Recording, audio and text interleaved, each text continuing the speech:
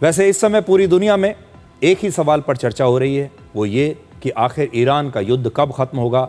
अब आप भी परेशान होने लगे होंगे, लेकिन इस युद्ध के खत्म होने से पहले ही इजराइल ने लेबनान पर अब नए हमले किए हैं और अपने हमलों को और तेज करता जा रहा है।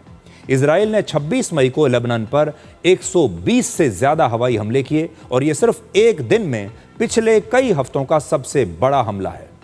इजराइल के प्रधानमंत्री बेंजामिन नेतन्याहू ने कहा है कि इजराइल की सेना ने 28 फरवरी से लेकर अब तक यानी 3 महीनों में हिजबुल्लाह के लगभग 2500 आतंकवादियों को मार डाला है। उन्होंने बताया है कि इजराइल की सेना लेबनान में सिर्फ हवाई हमले नहीं कर रही, बल्कि जमीन पर भी कई इलाकों पर उसने कब्जा कर लिया है।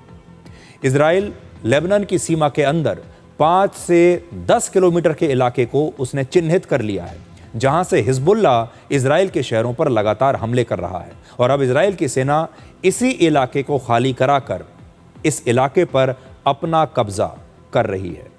हिजबुल्लाह का दावा है कि वो भी इजराइल की सेना पर लगातार जवाबी हमले कर रहा है।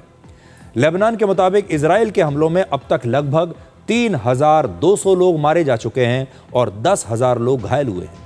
अमेरिका और ईरान के युद्ध विराम के बाद 16 अप्रैल को लेबनान को भी इस युद्ध विराम में शामिल कर लिया गया था और तब यह तय हुआ था कि अब इजराइल लेबनान पर और हमले नहीं करेगा। लेकिन अब दोनों ही पक्षों की तरफ से हमले हो रहे हैं। लेबनान की तरफ से हिजबुल्लाह हमले कर रहा है इजराइल पर और इजराइल भी ये हमले लेबनान में हिजबुल्लाह पर कर रहा है। असल में इजराइल ये बात समझ चुका है कि अब अमेरिका और ईरान के बीच कभी भी समझौता हो सकता है और एक बार अगर समझौता हो गया और ये युद्ध रुक गया तो फिर इजराइल के लिए तब तक बहुत देर हो जाएगी। इजराइल चाहता है कि उसकी जो ये छोटी सी खिड़की अभी बची हुई है, ये जो समय बचा हुआ है, इस दौरान ही वो लेबनान से हिजबुल्लाह को पूरी तरह खत्म कर दे। इसीलिए वो बहुत जल्दबाजी में लगातार एक के बाद एक हमले करता जा रहा है कि इससे पहले कि युद्ध परमानेंटली समाप्त हो जाए, हम हिजबुल्लाह को उससे पहले ही समाप्त कर दें।